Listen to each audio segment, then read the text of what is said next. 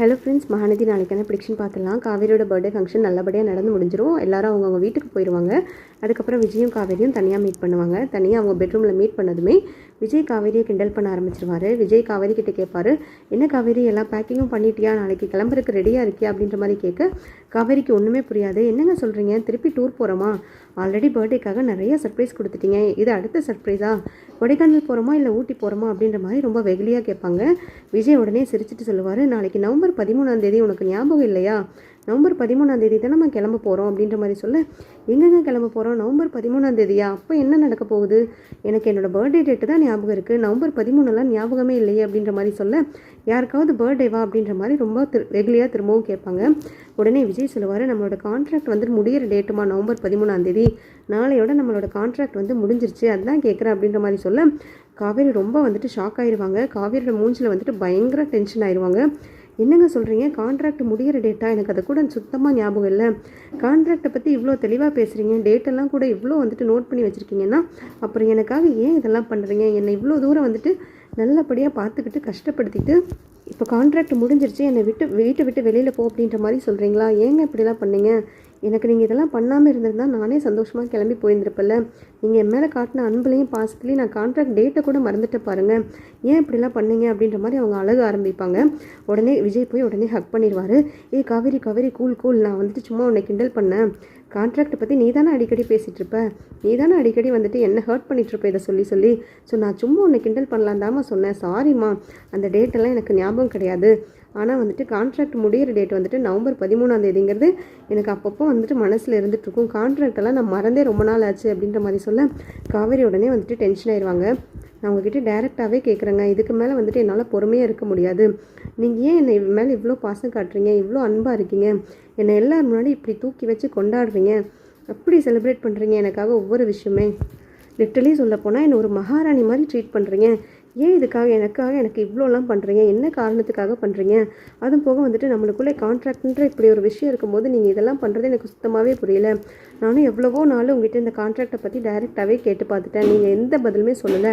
நீங்கள் மழுப்பி தான் பேசுகிறீங்க. எனக்கு இதுக்கான முடிவு தெரிஞ்சே ஆகணும் அப்படின்ற மாதிரி சொல்ல, இதுக்கான முடிவு தானே நானே சொல்லலான்னு தான் இருக்கேன் காவேரி. உன்னோட பர்த்டே அன்னைக்கு வந்துட்டு நான் ரிவீல் பண்ணலான்னு நினச்சேன்.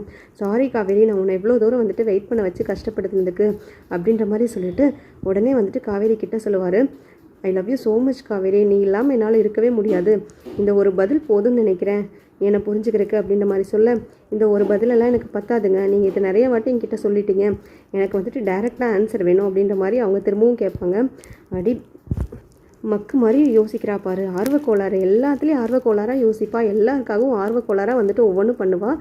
என் விஷயத்தில் மட்டும் டியூப்லைட்டாகவே இருக்கியே, அதுதான் என்னன்னு புரிய மாட்டேங்குது அப்படின்னு சொல்லிட்டு திரும்பவும் ஹக் பண்ணி, பாரு காவேரி, நமக்குள்ளே கான்ட்ராக்ட்லாம் ஒரு விஷயமே கிடையாது, அந்த கான்ட்ராக்ட் பேப்பர்ஸ்லாம் கிழிச்சு போட்டு நான் ரொம்ப மாதம் ஆகுது. உன்னை வந்துட்டு நான் எப்போவும் வந்துட்டு என்னோடய ஒய்ஃபாக வந்துட்டு அக்செப்ட் பண்ணிட்டேன். நீ இல்லாமல் வந்துட்டு என்னால் ஒரு செகண்ட் ஒரு மூமெண்ட்டு கூட இருக்க முடியாது அப்படின்ற சுச்சுவேஷனுக்கு நான் எப்போவும் வந்துட்டேன். நீ என்னை விட்டு போயிட்டேன்னா என்னால் தாங்கிக்கவே முடியாது காவேரி. அதை நினச்சி பார்க்கும்போதே வந்துட்டு என் லைஃப் பற்றின பயம் வந்துருச்சு. என் லைஃபே தொலைஞ்சு போனதுக்கப்புறம் நீ தான் வந்துட்டு மீட்டு கொண்டு வந்து கொடுத்த. இப்போ நானோ இல்லை என் ஃபேமிலியோ இவ்வளோ சந்தோஷமாக இருக்காங்க, எல்லா கவலையும் மறந்துட்டு இவ்வளோ ரிலாக்ஸாக இருக்கும்னா அதுக்கு காரணமே நீ தான்.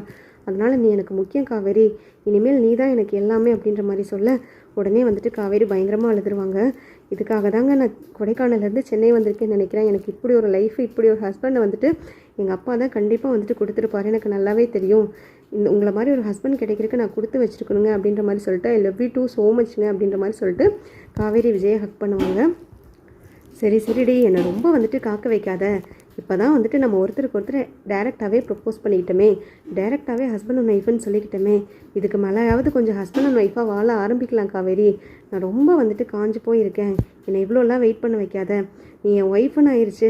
ஸோ என்கிட்ட வந்துட்டு எல்லா உரிமையும் நீ எடுத்துக்கலாம், அதே மாதிரி உங்ககிட்ட எல்லா உரிமையும் எடுக்கிறதுக்கு நான் பர்மிஷன் வாங்கணும்லாம் தேவை கிடையாது அப்படின்ற மாதிரி சொல்லிவிட்டு காவேரி டைட்டாக ஹக் பண்ணி அவங்க ரொமான்டிக்காக வந்துட்டு அவங்களோட மூமெண்ட்ஸை வந்துட்டு ஷேர் பண்ணிப்பாங்க. அதுக்கப்புறம் பார்த்திங்கன்னா நிவினை காட்டுவாங்க. நிவின் வந்துட்டு காவேரி நினச்சி ரொம்பவே ஃபீல் பண்ணிகிட்ருப்பாரு. காவேரியும் விஜயும் அவ்வளோ க்ளோஸாக நினச்சிருந்துட்டு ரிவைன் பண்ணி யோசிச்சு பார்த்துட்ருப்பாரு. காவேரி பற்றி விஜய் சொன்ன எல்லா விஷயத்தையும் வந்துட்டு நினச்சி பார்த்துட்ருப்பாரு. காவேரி தான் என் லைஃபவே மாற்றிட்டா, காவேரி தான் எனக்கு முக்கியம் அப்படின்ற மாதிரி எல்லாருக்கிட்டையும் விஜய் சொன்னதை நினச்சி ரொம்பவே ஃபீல் பண்ணிகிட்ருப்பாரு. எனக்கான காவேரி, எனக்காக மட்டும் இருந்தவ இப்போ உங்கள் லைஃப்பில் வந்தனாலும் உங்கள் லைஃபே மாறிடுச்சுன்னு சொல்கிறீங்கல்ல, காவேரி என் லைஃப்லேருந்து போனதுக்கப்புறம் தான் என் லைஃபே போயிடுச்சு. உங்கள் நிலைமைக்கு இப்போ நான் வந்துட்டேன், என் நிலைமைக்கு நீங்கள் போயிட்டீங்க. காவேரின்ற ஒரே விஷயத்தினால தான் உங்கள் லைஃபே மாறி இருக்குன்னு சொன்னீங்கல்ல விஜய். காவேரின்ற ஒரே விஷயத்தினால தான் இப்போ என் லைஃப்பும் வந்துட்டு தலைகீழாக மாறிடுச்சு. நான் அப்படி என்ன பாவம் பண்ணிட்டேன், நான் அப்படி என்ன துரோகம் பண்ணிட்டேன்னு தெரியல. கடவுள் எனக்கு இப்படி ஒரு தண்டனை கொடுத்து என் வாழ்க்கையவே வந்துட்டு முடிச்சிட்டாரு.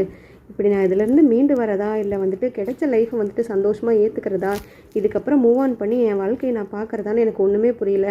ஆனால் இப்போ இருக்கிற என்னோடய சுச்சுவேஷனுக்கு வந்துட்டு எனக்கு பீஸ்ஃபுல்லாக இருந்தாலே போதுங்கிற மாதிரி இருக்குது.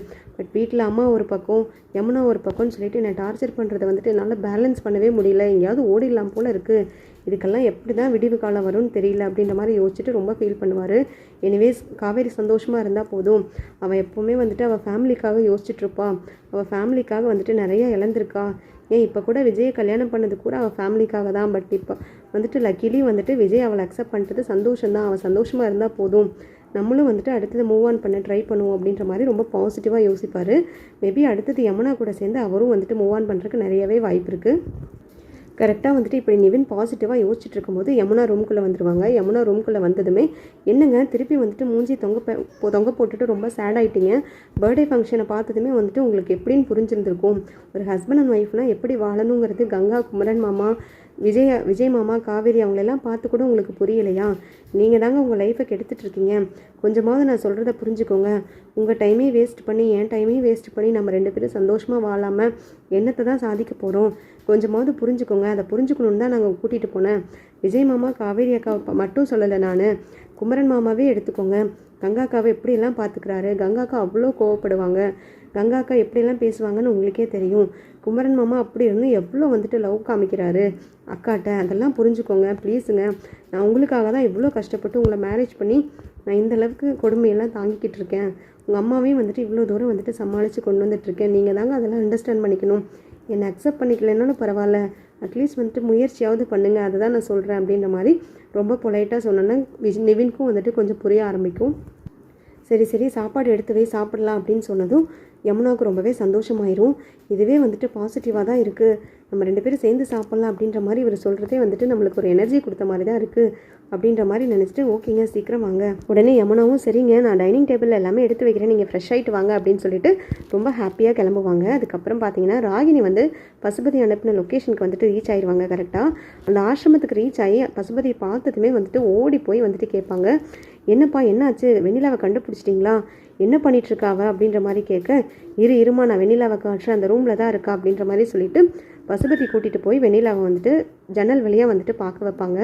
பார்த்ததுமே வந்துட்டு ராகினி பயங்கரமாக ஸ்டன் ஆயிடுவாங்க. என்னப்பா இவ்வளோ அழகாக இருக்கா, பயங்கர அழகாக இருக்கா. அங்கே காவேரி ஒரு டம்மி பீஸு, அவளவே அந்த ஃபேமிலியில் எல்லாருமே வந்துட்டு ஆஹோ ஓஹோன்னு சொல்லிட்டு புகழ்ந்துட்டு பயங்கரமாக கொண்டாடிட்டுருக்காங்க. அவளை பெரிய விஐபி ரேஞ்சுக்கு வச்சு தலையில் தூக்கி வச்சு ஆடிட்டுருக்காங்க. வெண்ணிலா வந்துட்டு இவ்வளோ அழகாக இருக்கா, பயங்கரமாக இருக்கா.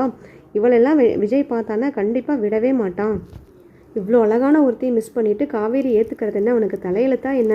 கண்டிப்பாக வந்துட்டு காவேரி முன்னாடி வந்துட்டு வெண்ணிலாலாம் நிற்கிறதுக்கு கூட வந்துட்டு எதுவுமே கிடையாது. காவேரியா வெண்ணிலாவான்னு பார்த்தா வெண்ணிலா தான்ப்பா மாஸ் காட்ட போகிறாங்க.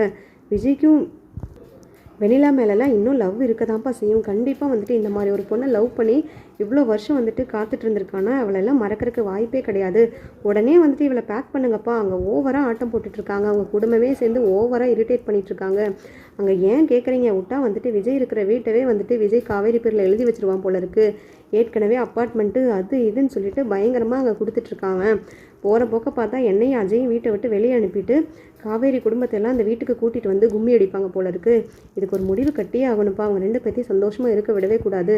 அதுலேயும் அந்த கங்காலாம் வந்துட்டு என்கிட்ட ஓவராக வாயடிக்கிறா. அவங்களுக்குள்ளே ஏதாவது மூட்டி விட்டு சண்டையை கிளப்பிடலான்னு பார்த்தா அவள் எனக்கு எதிராக தான் திரும்புகிறா. அவங்களெல்லாம் ஒன்றுமே பண்ண முடியலப்பா. வெண்ணிலாவை கூட்டிகிட்டு போய் அங்கே நிறுத்தினா மட்டும்தான் வந்துட்டு நம்மளோட இது வந்துட்டு அங்கே செல்லுபடியாகும்.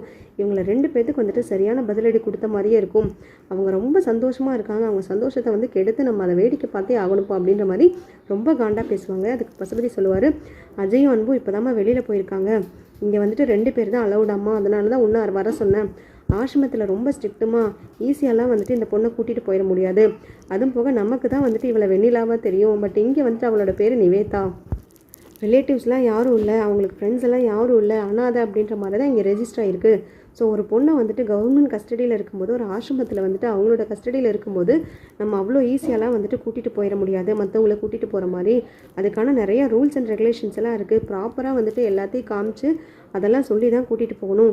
இப்போ ஒரு ஐடியா பண்ணுவோம், பேசாமல் நீ போய் அந்த வெண்ணிலா கிட்டே போய் பேசு, நான் உன்னோட ஃப்ரெண்டு இல்லை வந்துட்டு சொந்தக்கார பொண்ணு அந்த மாதிரி ஏதாவது ஒன்று சொல்லி பிரெயின் வாஷ் பண்ணேன்னா அந்த பொண்ணே வந்துட்டு தானாக வந்துட்டு உங்க கூட வரக்கு ஆசைப்பட்டுச்சுன்னா தானாக வந்துட்டு அந்த ரிசப்ஷனில் போயிட்டு நான் இவங்க கூட போகணும் அப்படின்ற மாதிரி வாயாலேயே வந்துச்சுன்னா வேணால் வந்துட்டு அனுப்பி விடுவாங்க.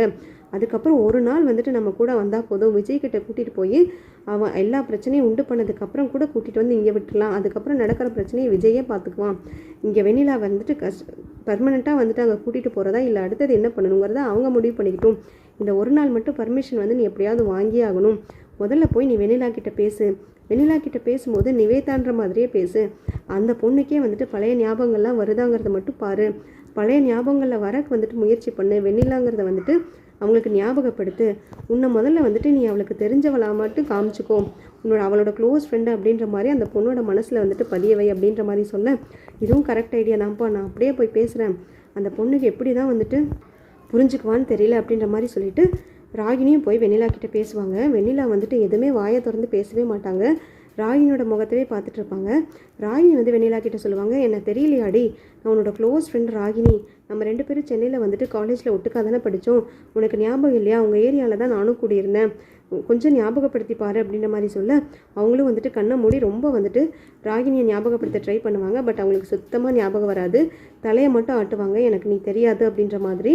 ஸோ அதுக்கப்புறம் வந்துட்டு வெண்ணிலா வந்துட்டு ரொம்ப வந்துட்டு அழுகிற மாதிரி ஆகிடுவாங்க. அதனால் வந்துட்டு அங்கே யாரையும் டிஸ்டர்ப் பண்ணக்கூடாதுங்கிறக்காக வேண்டி ராகினி வந்து அவங்க அப்பாகிட்ட சொல்லுவாங்க, இல்லைப்பா அந்த பொண்ணுக்கு வந்துட்டு சுத்தமாக ஞாபகம் இல்லை, ஒருவேளை தெரிஞ்ச முகமாக இருந்தால் மட்டும் பழைய ஞாபகங்கள் வரக்கு வாய்ப்பு இருக்குது, அதனால் வந்துட்டு என்னை சுத்தமாக அடையாளம் தெரியல, நான் உங்ககிட்ட போய் பேசுகிறதோ இல்லை வந்துட்டு பழைய ஞாபகங்களை வர வைக்க ட்ரை பண்ணுறதோ வேஸ்ட் தான்ப்பா, நம்ம பேசாமல் அஜயும் மாமாவையும் அனுப்பிவிடலாம், எங்கள் மாமனாரையும் அந்த பொண்ணுக்கு நல்லா தெரியும், அஜயும் நல்லா தெரியும், அவங்க 2 பேர்த்தையும் அனுப்பிவிட்டா பழைய ஞாபகங்கள்லாம் வந்து அஜய் கூட வரக்கு நிறையாவே வாய்ப்பு இருக்குது அப்படின்ற மாதிரி சொல்ல உடனே அன்பு வந்து சொல்லுவார், வேண்டாம்மா நான் போனேன்னா கதையே கெட்டு போயிடும், ஏன்னா வந்துட்டு அவங்க குடும்பத்தையே ஊரை விட்டு துரத்துனது நான் தான், அவங்க அப்பா அம்மாவுக்கிட்ட வந்துட்டு பிரச்சனை பண்ணது, அந்த பொண்ணுக்கிட்ட பிரச்சனை பண்ணது எல்லாமே நான் தாங்கிறது நல்லா அந்த பொண்ணுக்கு தெரியும், ஒருவேளை அந்த ஞாபகங்கள்லாம் அவளுக்கு வந்துருச்சுன்னா என் கூட சத்தியமாக அவள் வரவே மாட்டான், பேசாமல் நம்ம அஜய் மட்டும் அனுப்பிவிடுவோம், ஏன்னா அஜய் கிட்ட அந்த பொண்ணு நல்லாவே பேசுவா, விஜய் இன்ட்ரடியூஸ் பண்ணது மூலயமா இவங்க 3 பேரும் சேர்ந்து வெளியிலலாம் போயிருக்காங்க, 3 பேரும் வந்துட்டு நல்லா ஃப்ரெண்ட்ஷிப்பாக பழகியிருக்காங்க, ஸோ அஜய் போய் பேச வச்சு அஜயை வந்துட்டு கூட்டிகிட்டு வர சொல்லலாம்,